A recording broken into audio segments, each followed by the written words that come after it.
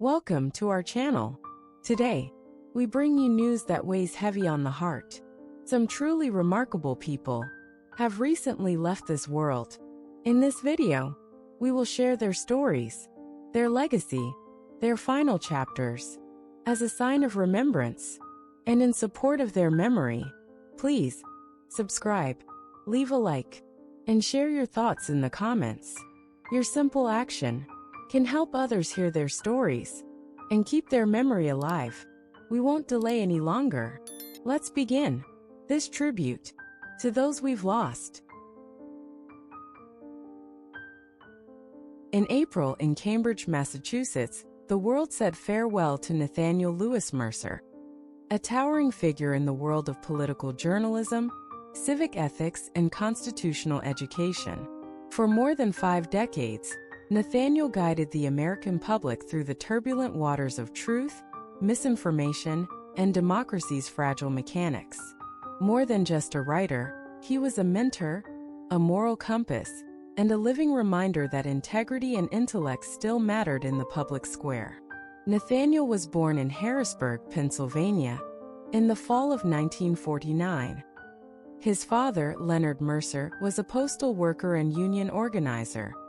His mother, Eloise, worked nights at a textile plant and spent her spare time reading Dickens and Du Bois.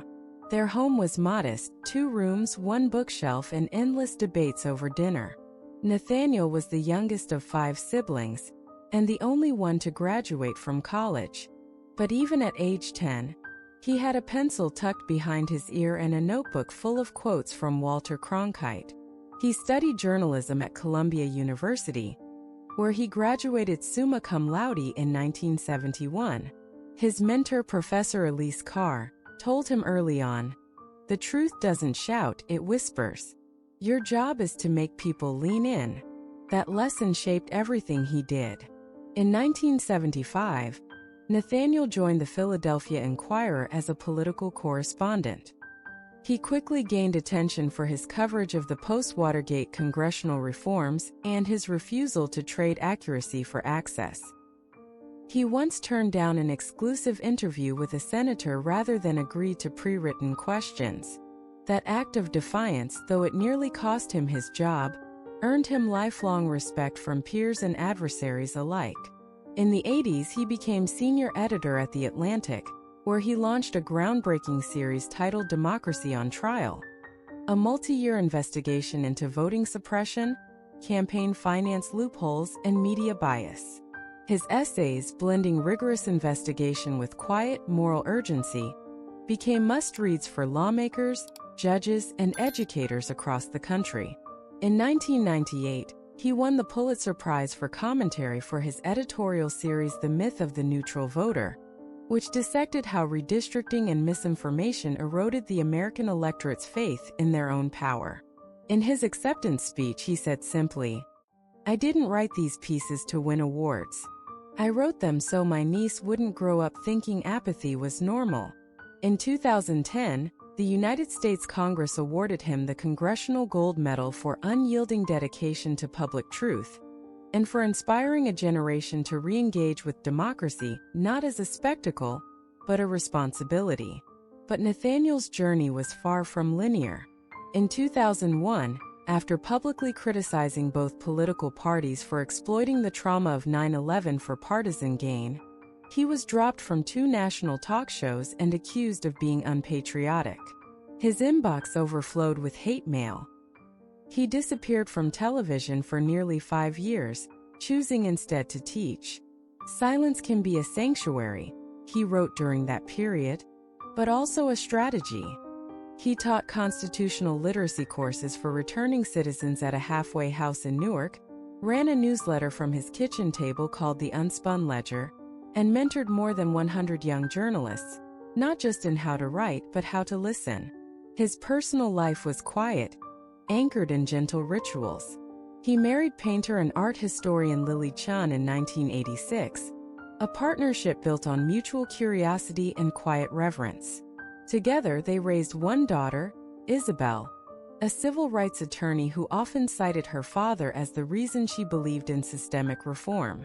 He made pancakes every Sunday, sent handwritten letters, and kept a drawer full of old campaign buttons and fountain pens. Despite his public gravitas, Nathaniel was deeply human, forgetful with birthdays, overly sentimental about baseball, and known to cry at school plays. At home, he wore wool slippers year-round and listened to jazz while writing long into the night. Among his most quoted phrases were, "Objectivity is not neutrality. It's fairness plus context. Cynicism is not sophistication, it's surrender. Democracy doesn't die in darkness. It dies when we stop looking." In his final years, Nathaniel was diagnosed with Parkinson's disease. Though his hands trembled, his voice never lost its weight.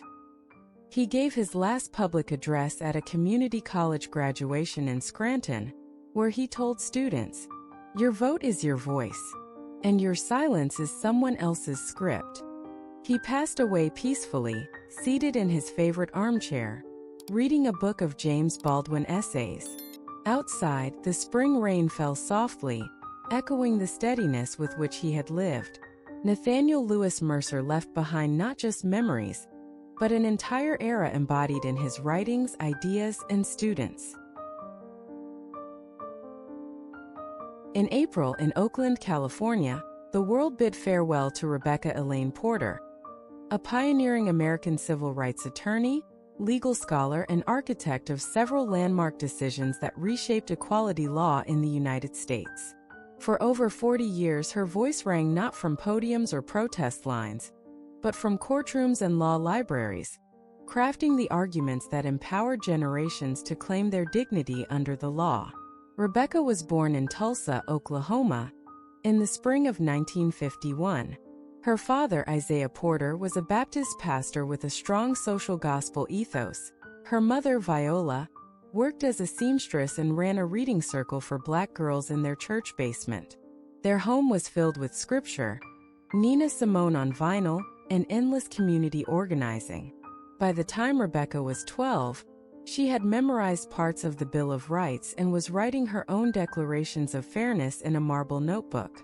In her teens, she witnessed the aftermath of racial unrest in Tulsa, including the silence around the city's buried history. That erasure angered her. "Justice isn't just about what happens," she said. "It's about what gets remembered." She attended Howard University, where she studied political theory and law, graduating magna cum laude in 1972. She then earned her Juris Doctor from Harvard Law School, where she stood out not only for her legal brilliance, but her ability to argue cases with both searing logic and deep compassion. Her mentor, Professor Thurgood Hillard, called her the most complete advocate I ever trained, head, heart, and hellfire. In 1978, Rebecca founded the Equity Justice Center in San Francisco, a legal nonprofit focused on litigating systemic discrimination cases in employment, education, and policing. Her most transformative work came in 1984, when she successfully argued Jacobs versus Oakland Unified School District, a case that established national standards for equitable disciplinary practices and curtailed racially biased suspensions in public schools. That victory led to similar reforms in 15 states. In 2001, she was awarded the Presidential Citizens Medal for her relentless legal vision that challenged not only what the law allows, but what justice demands. She also served on the United Nations Commission for Legal Equality, helping draft international language around anti-discrimination statutes. Rebecca's journey was not without fierce resistance. In 1990, she was denied a federal judgeship after bipartisan backlash to her outspoken views on prison abolition. The media painted her as too radical, but she refused to temper her beliefs, saying, "If your seat at the table costs your silence, it's not a seat, it's a shackle." Privately, Rebecca was generous, spiritual, and fiercely loyal. She married Dr. Harriet Chon in 2003, following a 30-year friendship that blossomed into love late in life. Together, they adopted a son, Elijah, whom Rebecca raised with stories of resilience, old protest songs, and nightly readings from both Toni Morrison and James Baldwin. At home, she was a gardener, a jazz devotee, and a passionate baker of sweet potato pies. She kept a cluttered study full of legal journals, devotional poetry, and family photographs taped to the walls. Her friends recalled how she would pause arguments to offer tea and advice in the same breath. She mentored hundreds of young lawyers, many of whom now lead legal clinics, sit on benches, or teach at law schools around the world. She insisted that every legal strategy begin with listening. "The law doesn't start in the books," she would say. "It starts in someone's kitchen, in their heartbreak, in their hope." Her contributions went beyond law. She helped launch food cooperatives in low-income neighborhoods, taught free night classes for aspiring paralegals, and helped exonerated prisoners rebuild their lives through her Justice After Bars initiative. Her most remembered quotes include, "Law is not enough, it needs love to breathe. You don't win justice in court. You plant it, you water it, and sometimes you bleed beside it. Anger is not the opposite of peace. Apathy is." In her 70s, Rebecca was diagnosed with ALS. As her mobility declined, she transitioned to writing, completing a memoir, Radical Grace, that chronicled her life, legal battles, and spiritual reflections. The book became a bestseller and is now part of law school curricula nationwide. Her final public appearance was via video, at the swearing-in ceremony of a former intern becoming the youngest Black woman elected district attorney in California. With quiet breath, she said, "You are not just my legacy. You are my answered prayer." She passed away surrounded by loved ones, in the same city where she had won her first case, a housing discrimination suit, at the age of 27. Rebecca Elaine Porter left behind not just memories, but an entire era embodied in her writings, ideas, and students. Regina Marie Fisher, known to the world as Jenna, was born on March 7, 1974, in Fort Wayne, Indiana, a city wrapped in the softness of the American Midwest, where life runs at the speed of sincerity. Fort Wayne in those years was a place of Lutheran churches and two-lane roads, where summers brought cornfields to life and winters etched silence onto window panes. It wasn't flashy, but it was earnest. Families stayed, worked hard, believed in potlucks, God, and the rhythm of seasons. That place, with its humility and hum, shaped her.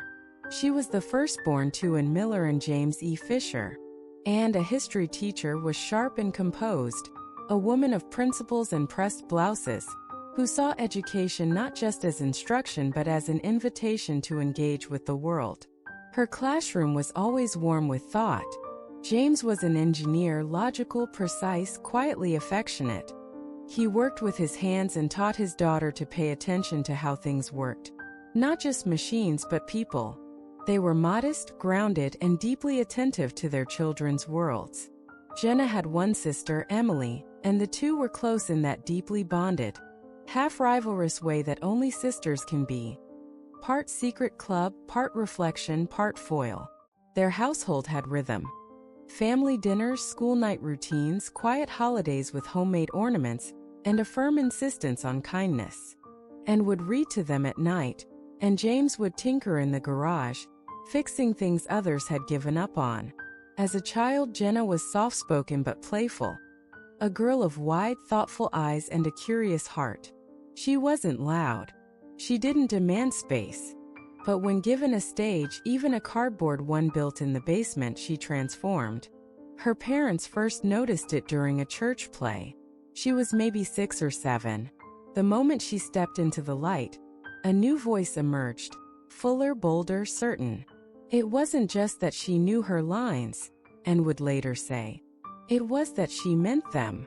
The family moved to St. Louis, Missouri, where Jenna spent most of her childhood, and where the city's blend of Midwestern warmth and cultural pride further shaped her worldview. In St. Louis, baseball was a language and kindness was a currency. Jenna attended Piermont Elementary and later Narings Hall High School, a private Catholic girls' school known for encouraging intellect and individuality in equal measure. It was there, beneath high ceilings and stained glass windows, that Jenna's love of acting deepened into a calling. She was still shy, never the center of attention in the cafeteria, but she was magnetic on stage. Her drama teacher, Mr. Heyman, saw her potential early. "You don't need to be loud," he told her. "You just need to be true." She carried that sentence in her back pocket for years. She went on to Truman State University in Kirksville, Missouri, at first intending to study pre-law, a practical choice, rooted in the family's love of stability. But acting kept calling. It tugged at her like an old song. She switched majors to theater and found herself among black box stages, late-night rehearsals, and worn-out scripts. She read Chekhov and Miller not to impress anyone but to understand people.